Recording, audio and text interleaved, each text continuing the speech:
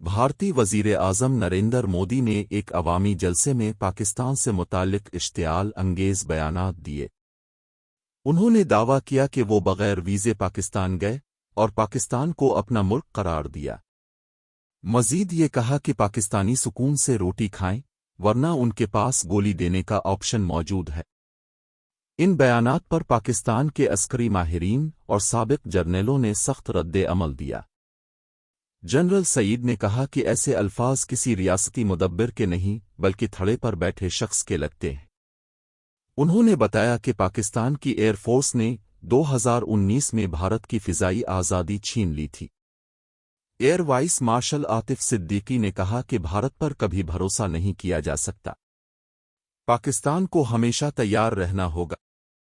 تجزیہ نگاروں کا کہنا ہے کہ مودی کے بیانات نہ صرف غیر سنجیدہ بلکہ بھارت کی سیاسی سوچ کی کمزوری کو ظاہر کرتے ہیں۔ پاکستان نہ صرف ایک ایٹمی قوت ہے بلکہ ایک باعزت قوم ہے جو ہر جارحیت کا بھرپور جواب دینا جانتی ہے۔ ہمیں چپ نہ رہنے کی ضرورت ہے کیونکہ دشمن کبھی بھی چال چل سکتا ہے۔